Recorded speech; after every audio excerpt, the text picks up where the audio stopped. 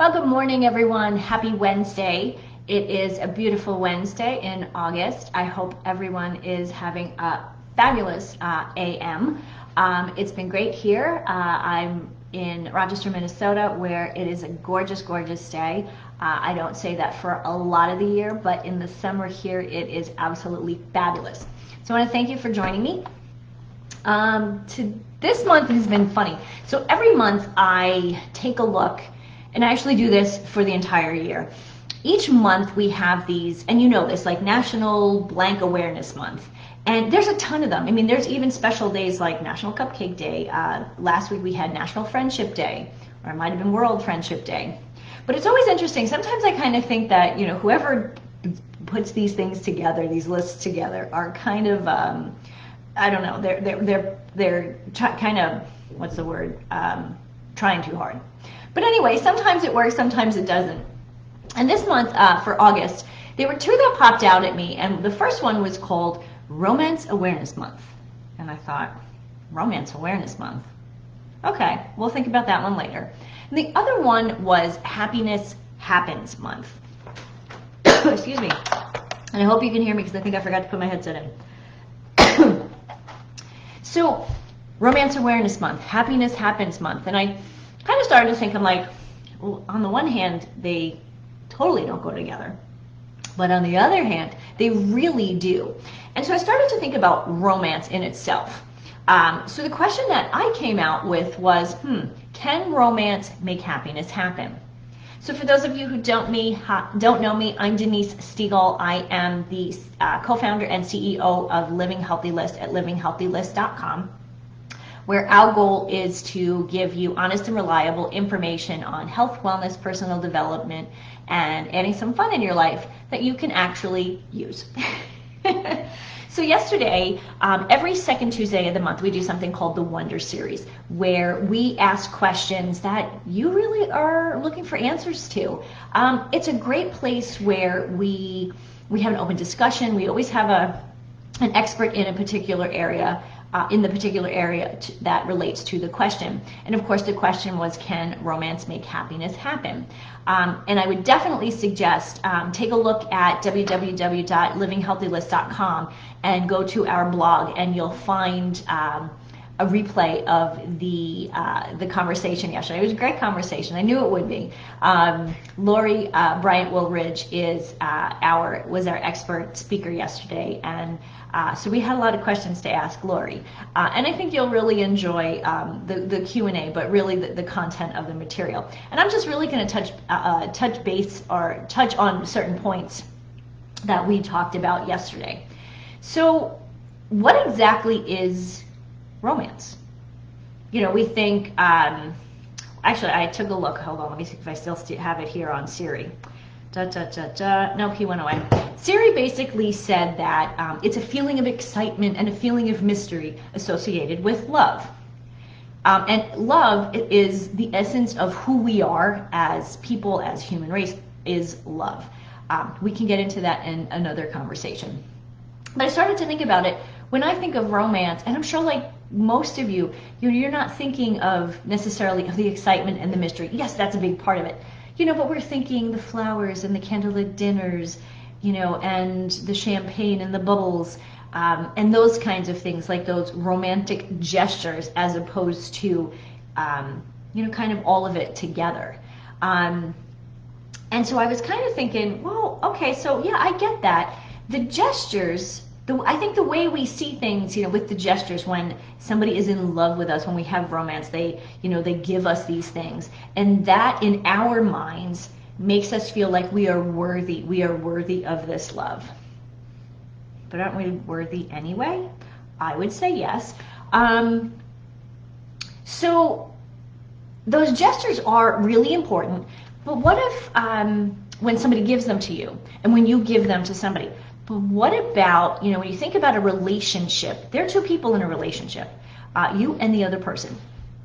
And that person is important, but kind of the most important person in that relationship is you. So how are you treating yourself? How are you giving yourself this excitement and this mystery and this, these gestures. How are you treating yourself in this relationship? Truly, self-love is such an important part of this romance. And truly, it's not just about the romance within, with the two people, but it really is the romance that you have with yourself, the relationship that you have with yourself. So truly, romance and relationships, they go hand in hand.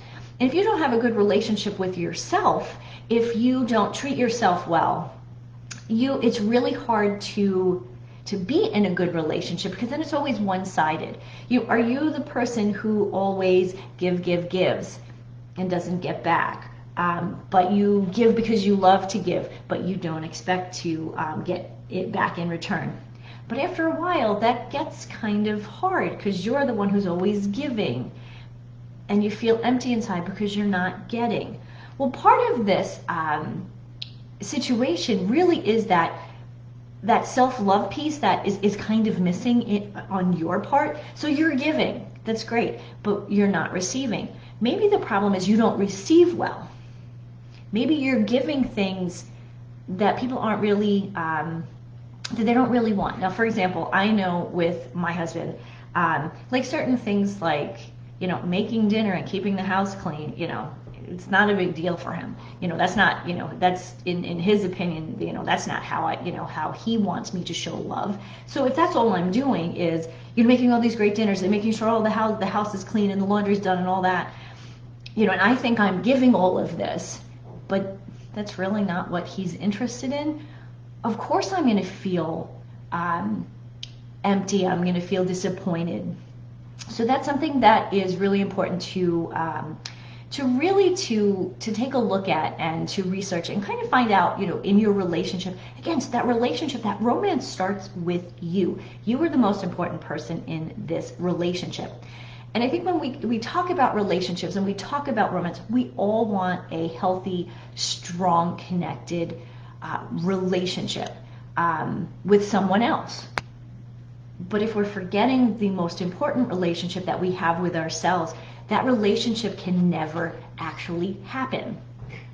And this is where, the happiness piece comes in. And not that I'm saying that, having that person in your life makes happiness happen. No, that's not what we're saying. I'm saying romance can romance make happiness happen? And I'm going back to that romancing yourself, as opposed to those gestures that people give or those gestures that you receive from someone. It really is all about you. Not that you're being selfish, because if you don't have a good relationship with yourself, how can you have a good relationship with someone else? It's kind of fake. There's other pieces that I wanted to. There's a piece I want to check my notes that I just want to quickly mention. But it's how. Okay, so yeah, about the the relationships. I think what happens too with the relationships, we are so emotional about relationships, and giving and receiving are actually, this is interesting. Giving and receiving are actually the same thing. Yep, giving and receiving are actually the same thing. We get very emotional about it, but giving and receiving is all about one thing. It's about feeling. The great thing when you step back and you realize that giving and receiving is about feeling. It's how do you feel when you give something? How do you feel when you get something? It takes the emotion out of it. And when you take that emotion out of it, it kind of removes expectations, because with expectations, I may expect something, but if I don't tell the other person, which generally we don't, then I'm going to be let down. So we remove that expectation. We have this good feeling. We remove the expectation. We increase our self-love and the romance we have with our own self. And guess what? Slowly but surely, things start to go in a positive direction. And that's where the happiness can happen. This is the beauty of romancing yourself, having that self-love, focusing on who you are. What are your beliefs? What are the things that mean the most to you? And once you truly know that, that romance that you may find with someone else is so much deeper and so much more meaningful, because you're going to be connected in a very different way than you would be with somebody who doesn't share those same beliefs and thought process. So I definitely want you to take a look at www.livinghealthylist.com and in our blog section and read the breakdown of what we talked about yesterday on the Wonder series. Can romance make happiness happen? Take the time and listen to, watch the video. It's really funny. There's a couple of times where, we all blush.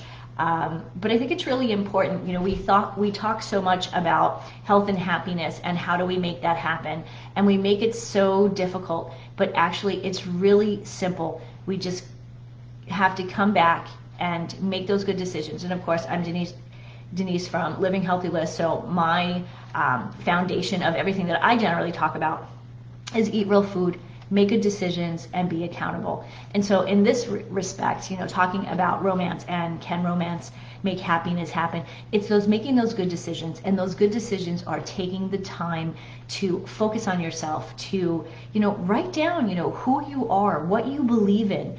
I think sometimes we get so as life goes by, we think, oh yeah, I know what I believe in. But do you? Have you written it down and really concentrated on why you believe in the things that you believe in? It'll touch your heart. It will help you to grow individually. It will help you grow when you are in a relationship. And let's be truthful, in relationships, relationships grow. We're not the same people we were 10 years ago.